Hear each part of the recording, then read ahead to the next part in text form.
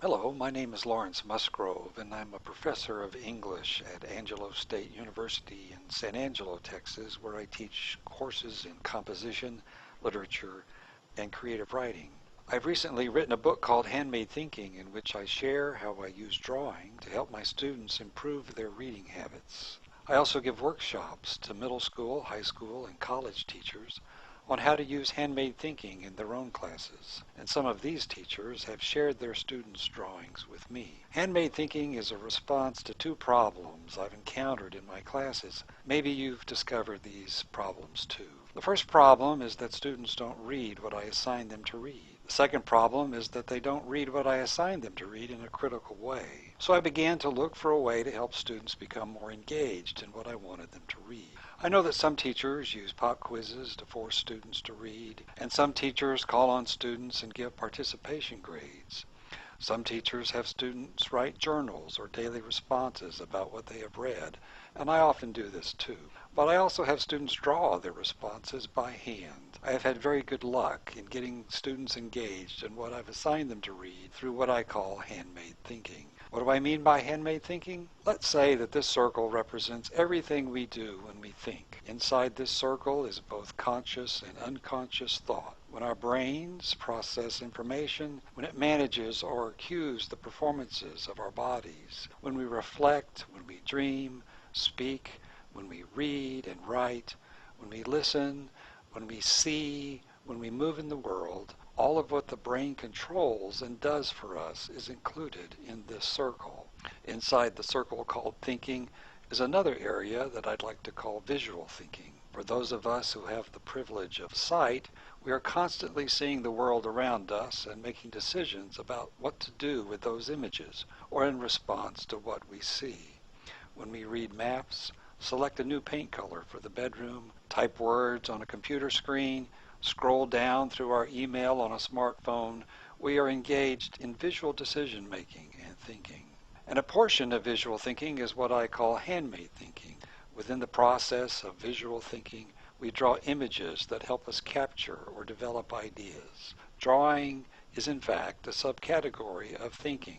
Drawing helps us figure out and communicate to others what we think and what we want them to think. Drawing by hand using a pen or pencil or marker or mouse or just a finger, we draw to understand and to be understood. So what does this have to do with teaching English or teaching reading or getting students to read better or to read at all? I have found that by incorporating drawing in my classes, students are more often prepared for class and more engaged in class. I have learned that through guided practice with a choice in visual formats, drawing can increase reading engagement, comprehension, as well as collaborative problem solving and critical thinking. Let me emphasize again that drawing is a kind of thinking, and it's a particularly effective way of thinking because it engages the body in ways that pure cognition can't. Handmade thinking focuses the mind because the body is also focused. This kind of focus leads to improved engagement. It leads to present mindfulness and improved concentration in an increasingly distracting world. Here's a cartoon I drew recently that I share with my students to help them see the difference between attendance and presence. I tell them that it's one thing to appear in class and another to actually be there and be ready to learn. Attendance isn't the same thing as presence. My ideas about handmade thinking to promote better reading habits really began after I read Dan Rome's great book, The Back of the Napkin. Here and elsewhere, Dan has argued that drawing can be a powerful tool for problem solving and presenting one's ideas to others. Dan claims that there are 6 ways to tackle a problem and demonstrate its solution. These are similar to the journalist questions many of us have learned to investigate and explain a situation, but in this case, Dan revises the traditional questions to include who or what, where, when, how much, and why. He also claims that there are 6 basic visual formats that we can use when capturing the answers to those questions. A portrait for who or what, a map for where, a timeline for when, a process diagram for how, a chart for how much, a multivariable plot for why. In other words, by using these basic formats or related images, we can draw our way into better problem solving and communicating solutions to others in a better way as well. I would encourage you to look further into Dan's book and his approach and see for yourself just how powerful drawing can be in problem solving and decision making. Much of his work is available on his website at danrome.com. Next, I began thinking how I might apply these 6 basic questions and visual formats to the problems my students would encounter and what I would be assigning them to read. And as I thought more about having my students draw their responses, I realized that there were quite a few more visual formats that might be helpful to them. And eventually I developed 21 visual formats for handmade thinking, including the 6 proposed by Dan. Here they are, and I've divided them into 5 categories. The first category is for visual formats that identify people, places, and things. The portrait for people and things, the map for locations. The second category is for pairs of ideas that are in dialogue, contrast, balance, or in relationship. These include comic, comparison-contrast, Venn diagram, seesaw, and scales. The fourth category is for visual formats to depict the quantity of ideas, the bar graph, the pie chart, or the multivariable graph or plot. The third category provides visual formats for ideas that are grounded in or developed from other ideas. These include the tree, the web, the organizational chart, or the genealogical chart. The fifth and final category is for ideas in action, the timeline, before and after, equation, process, Freytag's pyramid, the positive and negative plot line, and layers. Here they are again, 21 formats for handmade thinking. Now let's look at some student examples of handmade responses to a variety of texts. These include poetry, essays, short stories, biographies, and traditional textbook materials. Again, the first category, people, places, and things, what we might also call the noun group. For people and things, this is the portrait format. This is a response to a poem by Charles Goodrich called The Evening Star. This is a response to a poem called The First Lesson by Philip Booth. Mary Carr's memoir, Cherry. For locations, this is the map format. This is in response to Louise Erdrich's story, Fleur. The Rose Journal. From The End of Nature by Bill McKibben. The second category is for pairs of ideas. This is a comic panel. Many students extended this format into several comic panels, like this response to an essay on the decline of local bookshops. This is a drawing in response to a poem by Bill Hickok called For Three Whose Reflex Was Yes. Here is a response capturing a moment of negotiation in True Grit by Charles Portis. Here is a more extended comic, also in response to True Grit. The comparison contrast visual format, also from True Grit, LaBeouf and Rooster Cogburn. Jenny Yabroff's essay in defense of cheering. Floyd Skloot's essay, Gray Area, Thinking with a Damaged Brain. The Venn diagram, Rolls-Royce Dreams, a poem by Ginger Adams. A Clean, Well-Lighted Place by Ernest Hemingway. Wives of the Dead, Nathaniel Hawthorne. The Seesaw visual format. Tess Gallagher's poem, I Stop Writing the Poem. Another response to Jenny Yabroff's essay in defense of cheering. Scales. So far I've been showing you examples from college students. This is a drawing from an 8th grader responding to a selection in a unit on the Holocaust concerning the Nuremberg laws.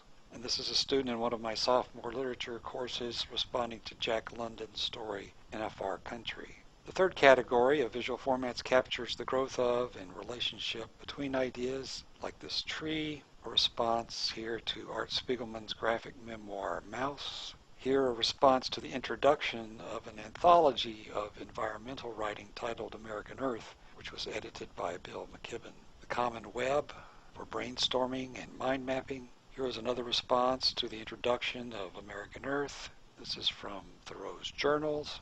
And here is a response to Sylvia Plath's poem, Metaphors. Here's the organizational chart. Here is a response to the introduction of Dan Rome's book, The Back of the Napkin.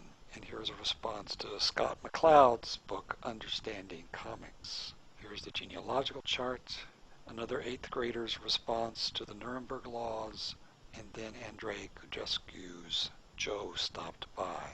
The 4th category of visual formats indicate quantities, bar charts. I also have students collaborate on handmade responses. This is a shared response to Donald Hall's story, Good Use for Bad Weather. And this is an individual student's response to Paul Erdrich's The Population Bomb. Pie charts is another visual format for quantity. This is Deborah Garrison's poem, Worked Late on a Tuesday Night. A series of pie charts in response to Paul Erdrich's The Population Bomb. And another series of pie charts, actually pizza pies, in response to the same essay. This is also a good example of how some students combine visual formats, in this case, a combination of the timeline and pie chart formats. And multivariable charts, Rome puts this in the Y category. Students tend to shy away from the multivariable chart or plot, so I often introduce this format in class and have students work in teams to produce collaborative responses. Here students are putting their charts on the classroom whiteboard. This one is from Washington Irving's Rip Van Winkle. This is a response again to Bill Hickok's poem For Three Whose Reflex Was Yes. This poem describes a mother and child who are taken away by a flash flood and the people who dive in to save them. It compares the amount of danger the mother and child experience to the amount of people willing to sacrifice themselves to save the mother and child. This is another 8th grader's handmade response. He has read Steve Jobs' biography and is depicting the relationship between stock price and Jobs' tenure at Apple. And the 5th category includes visual formats that depict ideas or characters in action. This is the timeline, and this is a response to Stephen Dobbin's poem Fear, Flannery O'Connor's story A Late Encounter with the Enemy, John McPhee's essay An Album Quilt, and here a timeline similar to a game board for Sarah Orne Jewett's A White Heron. Here's the before and after format that might also fit in the pairs category. Another response to Louise Erdrich's Fleur, Meredith Hall's essay Shunned, Theodore Roethke's poem My Papa's Waltz, the equation format, Heat by Joyce Carol Oates, Zora Neale Hurston's story Sweat, a flow or process chart. This is from John Gage's book The Shape of Reason, How to Evaluate the Quality of a Thesis Statement.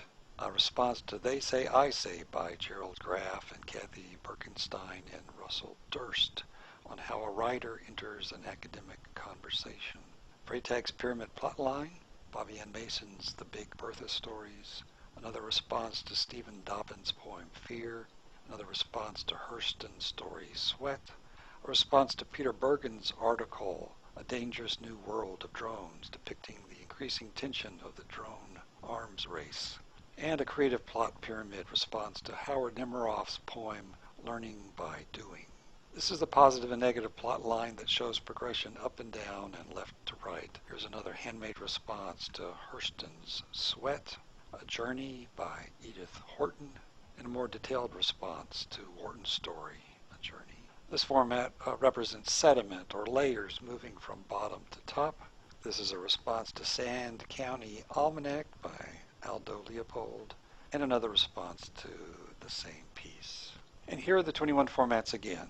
So how do I go about assigning handmade thinking responses to my students? Here are the guidelines. I tell my students that they should respond to some aspect of the reading assignment, the narrative, a significant or compelling idea, the central idea or thesis, with one of the 21 visual formats. It's their choice. I also want them to use 8.5 by 11 white paper in landscape format.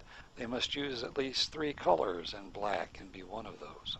Their drawings can include a combination of words and images, but no clip art is allowed. Then on the reverse, they must include the name of the format they've selected, and also a related citation from the text along with the corresponding page references. Here is another example. This is a multivariable chart in response to a Washington Post article by Gregory Miller.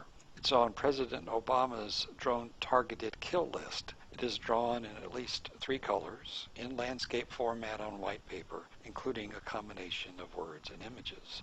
On the reverse, in the top left, is the standard student identifiers, and in the middle of the page, this student has included 2 citations, even though only 1 is necessary. During class, students bring their responses with them. I ask them to share those responses with each other in groups of 2 or 3. I ask them to tell each other what they liked best about the drawings. Then at some point I go around the room and I ask students one by one to share which format they selected in order to demonstrate the variety of ways students use these formats. They are also offered the opportunity to share their drawings with the entire class, and if they wish to, I display them on an overhead. Next, I put them in teams and they are assigned questions or activities related to the reading assignment. And at the end of class, I collect the drawings, and then when evaluating them, I select some of the best drawings for display at the beginning of the next class. I also mentioned earlier that I sometimes have students work in teams to collaborate on handmade responses. I bring extra pens and markers to class, and I put large post-it paper on the classroom walls. They draft a drawing out together at their desks, and then they transfer that draft to the larger post-it paper on the wall. Here you can see the first draft being transferred to the larger final version. The collaboration even extends to multiple hands drawing on the same response. This is exactly the kind of learning engagement I want in my classes. Teams of students working together to develop a response and depict it for others. Here students are drawing a network or mind map to a poem by Gary Snyder called Hay for Horses. The student on the left and the student on the right have their books open, looking for evidence to support the claims they are making about the poem. Here are 2 teams of students transferring initial handmade responses to larger format paper. My students write 2 literary analysis essays during the semester, and these students are practicing the kind of narrative analysis they will be performing in these essay assignments. Here are 2 more students assembling a mind map of Tim O'Brien's The Things They Carried, books in hand, looking for textual evidence to support their handmade response. 2 more students mapping out the same story, 1 student drawing and 2 students looking for textual support to include on the drawing, and a 3rd team also responding with texts in hand to The Things They Carried. I also have students take a class tour of the team responses. Here a student is explaining his team's drawing to 2 other students. Here's another explanation of a drawing. I can't adequately express how excited I get when I see students working together, talking together, drawing together, rereading a text together, and presenting their drawings to one another. This is the engaged classroom I want. So how do I use handmade thinking to create that engaged classroom? I teach handmade thinking as a process. I introduce visual and handmade thinking, and I introduce the 21 formats with student examples, much as I've shown. I also teach students very simple drawing techniques, and after students have created their first responses, I ask them to share the format they use to demonstrate the variety of options. I then move them into collaborative work, as I've also shown. If I find that students get stuck using the same format over and over, like the portrait or equation, I nudge them into formats that are more challenging, like the seesaw or multivariable plot. So let me end now with what I've discovered about the value of handmade thinking, about the real value of drawing and learning and improving students' reading habits. Drawing with guided practice and choice in visual formats, again, can increase reading engagement, comprehension, as well as collaborative problem solving and critical thinking. I know this is true because I see it every day in my classes, and I see it when I share handmade thinking with other teachers. If you would like to learn more about handmade thinking or buy my book, visit my website at handmadethinking.com, or just email me at lmusgrove@angelo.edu. I'd be happy to talk to you more about how to improve your students' reading habits through drawing.